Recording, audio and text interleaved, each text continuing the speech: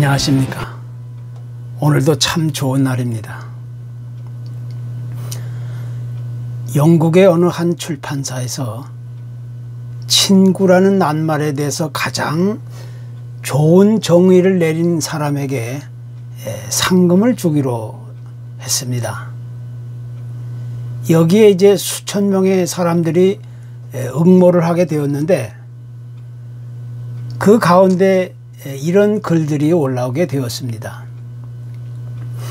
친구란 기쁨은 곱해주고 고통은 나눠주는 사람이다. 또 친구란 우리의 침묵을 이해하는 사람이다. 친구란 언제나 정확한 시간을 가리키고 절대로 멈추지 않는 시계와 같은 것이다. 뭐 이런 말들이 올라왔습니다.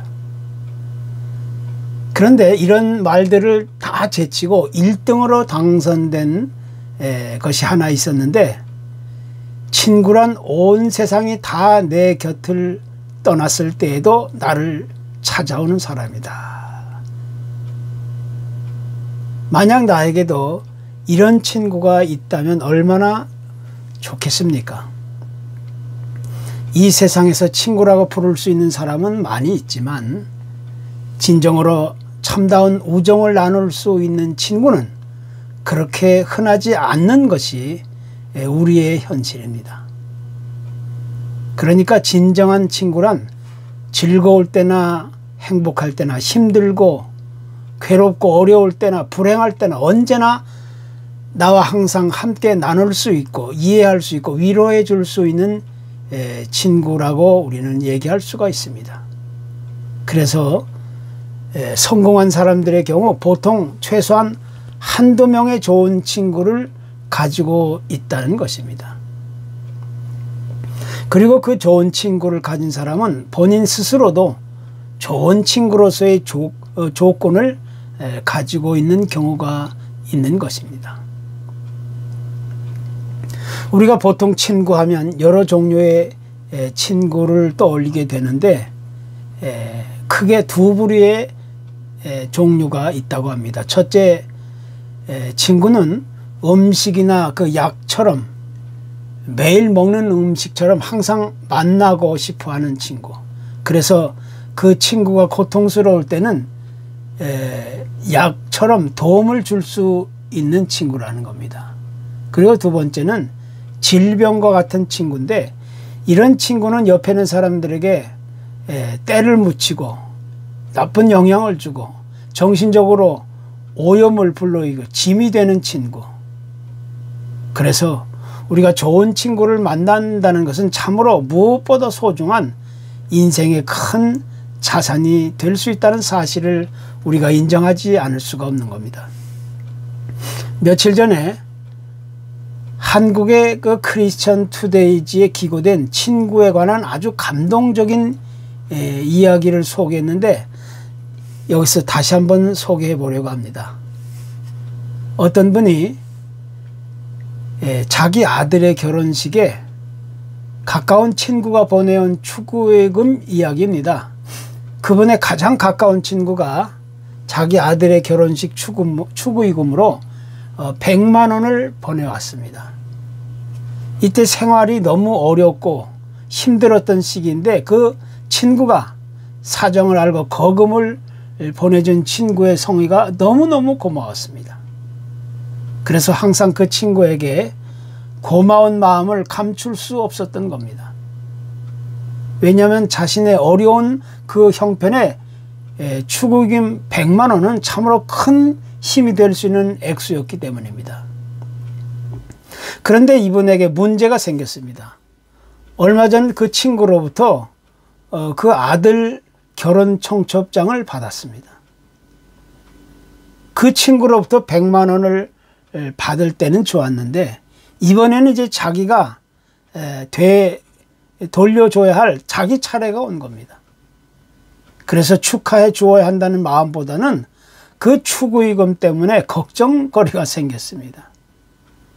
자기 아들의 그 결혼식 때 받은 것이 있기 때문에 당연히 자기도 그만큼 그 액수를 축의금으로 내야 한다는 그런 큰 부담이 생긴 겁니다. 하지만 이 빠듯한 그 생활 형편에 똑같은 액수의 축의금을 내야 한다는 것은 여간 어려운 일이 아니었습니다. 자기가 그 친구로부터 축의금을 받았을 때 누렸던 행복감, 또 그 고마움은 한순간에 사라지고 이제는 또 다른 염려와 부담, 고민이 생긴 것입니다. 그래서 결국 아내와 깊은 상의 끝에 우리가 빚을 내서라도 그에게 100만 원의 축의금을 내기로 작정을 했습니다.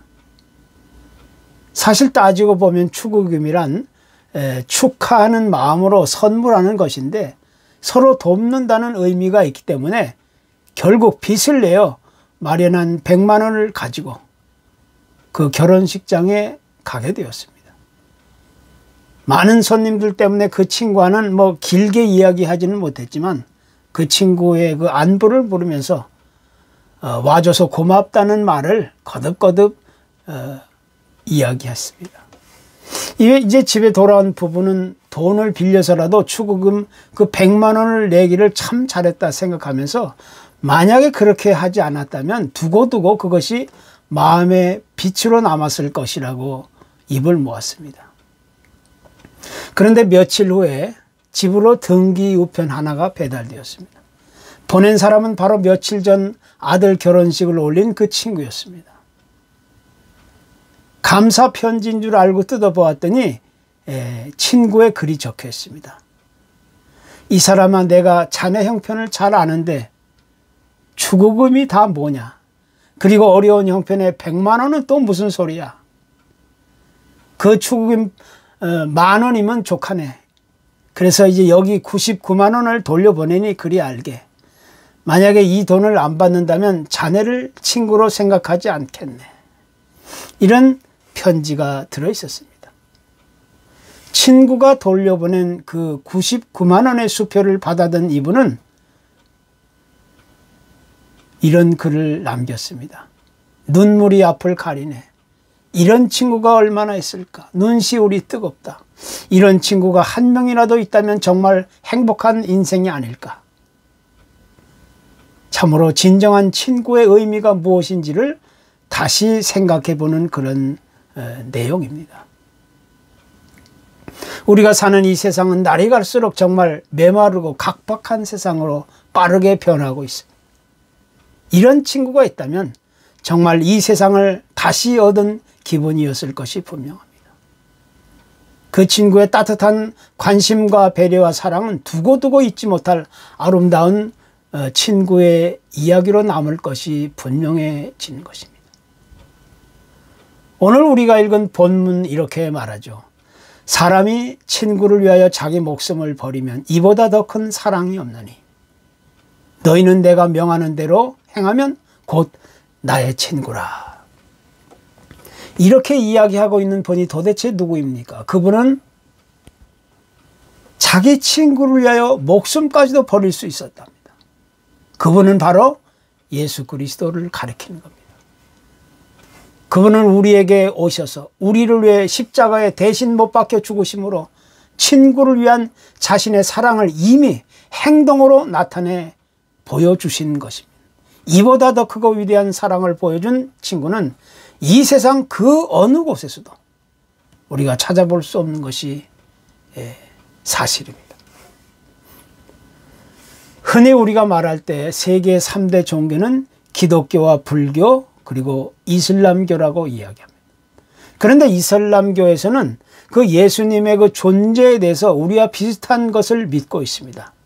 예수님은 마리아에게서 태어나시고 병을 고치시고 기적을 행하시고 죽은 자도 살리시고 또 하늘로 올라가시고 마지막 때 다시 오신다. 이런 사실들을 그들도 믿고 있습니다. 그런데 그들은 예수님이 십자가에 죽으셨다가 다시 살아나신 이 사건이 주는 성경의 진실성을 믿지 못하고 있는 것입니다. 그래서 그들에게는 십자가의 사랑이란, 친구의 사랑이란 결코 있을 수 없는 겁니다. 우리를 친구로 부르시고 친구처럼 대해주시고 그리스도의 놀라운 이 역사적인 사실들은 그들은 철저하게 부인하고 거부하고 있는 겁니다. 그렇기 때문에 우리는 이제 예수님의 간절한 소원과 기대와 그 섭리를 따라 나를 친구로 부르시고 친구처럼 대해주셨던 이 놀라운 그리스도의 사랑에 대하여 다시 한번 감격하고 감동하고 감사하지 않을 수가 없는 겁니다. 이것이 오늘 본문이 주는 핵심적인 메시지입니다. 보통 친구를 가진 사람들은 대개 그 좋은 친구로서의 그 조건을 가지고 있습니다. 그런데 예수님 앞에서 우리는 과연 어떤 친구의 조건을 가지고 있는 존재입니까? 과연 우리가 예수님의 좋은 친구라고 할 만큼 어떤 특별한 그 무엇이 있겠습니까? 우리는 모두 하나님의 심판을 위해 준비된 죄악에 파묻혀 있었던 존재들이었습니다. 이에 대해서 성경도 말합니다. 의인은 없나니 하나도 없고 깨닫는 자도 없고 하나님을 찾는 자도 없고 다 치우쳐 한 가지로 무익하게 되고 선을 행하는 자는 없나니 하나도 없다. 이렇게 말씀하고 있습니다. 그러니까 우리 인간의 존재는 어느 한 사람의 예외도 없이 전부 죄악에 치우쳐 하나님의 심판과 멸망을 기다려야 할 운명에 처해 있던 아주 비참한 존재였다는 사실을 우리에게 가르치고 있습니다. 그러나 하나님은 우리를 대신하여 그리스도를 십자가에 못 박혀 죽게 하시고 그 희생과 공로를 통하여 우리로 하여금 하나님의 좋은 친구, 그리스도의 좋은 친구가 되게 하셨다는 겁니다.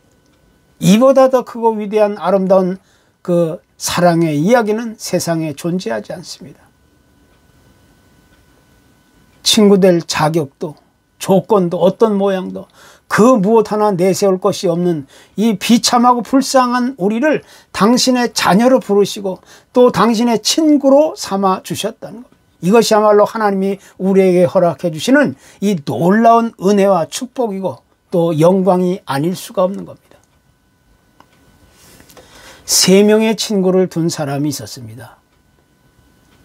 그는 그 3명의 친구 중에서 첫 번째 친구를 가장 소중히 여겼습니다. 그리고 두 번째 친구는 첫 번째 친구보다 조금 못했습니다. 그리고 세 번째 친구에게는 그렇게 많은 관심이 없었습니다. 그러던 어느 날 그 나라의 왕이 이 사람을 불러들였습니다. 이 사람은 왕이 자기를 부른다는 말에 겁을 먹고 친구들에게 같이 가질 것을 간곡하게 부탁하게 되었습니다. 그러자 그가 가장 가까이 하고 좋아했던 첫 번째 친구는 한마디 말도 없이 그 친구의 부탁을 거절했습니다. 두 번째 친구는 자기가 궁궐 입구까지는 같이 갈 수 있지만 그 이상은 곤란하다는 말을 건네옵니다. 그러나 관심에도 없었던 그 세 번째 친구는 그의 말을 듣자마자 그래, 내가 너와 함께 가주겠다. 왕에게 가서 너에 대해서 잘 말해주겠다. 이렇게 대답을 해줍니다. 탈무드에 나오는 이야기입니다마는 참으로 이 세상에서 소중한 친구를 얻는다는 것은 그 무엇보다도 참으로 귀한 인생의 자산이라는 사실을 우리에게 다시 확인시켜주고 있는 이야기입니다. 구약의 욥기에 등장하는 그 친구들을 보더라도 그들은 친구가 애매한 고난을 당했다는 소식을 듣고 한 걸음에 달려와 욥을 위로하고 욥과 함께 해주었습니다. 그러나 결과적으로는 나중에 욥에게 큰 상처를 남겨주고 욥을 등지고 떠나갔습니다. 욥에게는 그렇게 가깝고 사랑스럽고 아끼는 친구였다 할지라도 끝까지 욥을 지켜주지 못하고 이해하지 못하고 친구를 등지게 했던 것입니다. 이것이 이 세상 친구의 모습입니다. 그러나 우리에게는 이 세상의 그 어느 친구와도 비교할 수 없는 위대한 친구가 우리 옆에, 우리 앞에 있다는 사실을 우리는 다시 깨달아 알아야 되는 겁니다. 나는 감히 그분을 친구라고 말할 수 없지만 그분은 언제나 변함없이 나와 함께하면서 나를 위로하고 격려하고 또 나를 붙잡아주고 나에게 힘이 되어주는 하나밖에 없는 소중한 친구로서 우리 옆에 와 계신 것입니다. 그분은 힘주어 이렇게 말합니다. 이제부터는 너희를 종이라 하지 않고 너희를 친구라고 하겠다. 과연 이런 분이 또 어디에 있겠습니까? 우리의 인생은 만남에서부터 시작됩니다. 그러니까 한평생을 살아가면서 누구를 만나느냐에 따라 우리의 인생은 크게 달라지는 겁니다. 돈을 좋아하는 친구를 만나면 나도 돈을 좋아하게 되고, 여자를 좋아하는 친구를 만나면 그도 여자를 좋아하게 되고, 명예와 인기를 좋아하는 친구를 만나면 또 그 사람도 그렇게 되고, 권력과 부를 좋아하는 친구를 만나면 나도 모르는 사이에 그 친구를 따라가는 겁니다. 남의 물건을 탐내는 친구를 만나게 되면 나 역시 다른 사람의 것을 탐내는 그런 탐욕의 사람이 될 수밖에 없는 겁니다. 만약 우리가 그리스도를 나의 소중한 친구로 받아들이고 그분과 함께 걸어갈 수만 있다면 우리의 인생은 그 순간부터 최고의 가치와 의미를 가진 아주 소중한 아름다운 존재로 다시 태어날 수 있게 되는 것입니다. 그것이 바로 그리스도의 복음이 주는 비밀인 것입니다.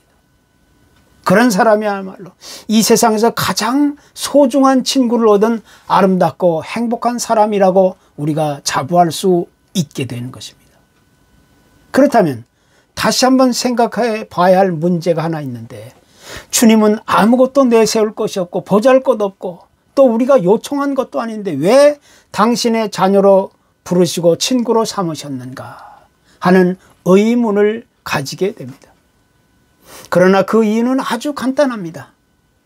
내가 명하는 대로 행하면 또 너희에게 알게 하였다라는 말씀과 같이 주님은 우리로 하여금 하나님의 말씀대로 살아가게 하기 위해서, 또 그 말씀을 따라 다른 사람에게도 이 메시지를 전하기 위해서 우리를 친구로 삼으셨다는 것입니다. 이것을 한마디로 요약하면 그분의 의도는 온전한 하나님의 나라를 완성해 가기 위해서, 그분의 뜻과 계획과 목표를 이루기 위해서 우리를 친구로 맞이해 주신 것입니다. 이미 허물어진 하나님의 나라, 파괴된 하나님의 나라, 다가올 하나님의 심판의 길을 그걸 피할 수 없는 이 세상을 이제 다시 일으켜 세우시 온전한 회복과 구원을 이루며 또 그 길을 위해서 우리에게 친구가 되시고 우리를 친구로 부르신 것입니다. 그래서 나에게도 이런 친구가 있다면 얼마나 아름다운 세상으로 변할 수 있을까? 우리의 소원과 그 기대를 다시 외쳐볼 수 있게 되는 겁니다. 만약 나에게도 이런 친구가 있다면 제일 먼저 우리의 삶의 정체성이 달라지게 되는 겁니다. 정체성, 아이덴티티, 우리의 삶의 뿌리고 근본이 되는 이 건물의 기둥과 같은 것입니다. 그래서 올바른 정체성을 가지고 세상을 살아가게 될 때 우리가 무슨 일을 만나든지 어떤 난관을 만나든지 어떤 파도와 풍랑을 경험하게 되든지 어떤 상처와 아픔과 고통을 당하든지 어떤 문제에 직면하든지 우리는 그 친구와 함께 그 친구의 도움과 의지를 우리가 가지고 넉넉히 세상을 헤쳐나갈 수 있게 되는 것입니다. 그것이 우리 그리스도인의 특권이고 아름다운 축복과 은혜인 것입니다. 이제 우리 모두 그 친구의 부르심과 초청을 받아들이고 아름다운 좋은 친구가 되기를 간절히 소원합니다. 감사합니다.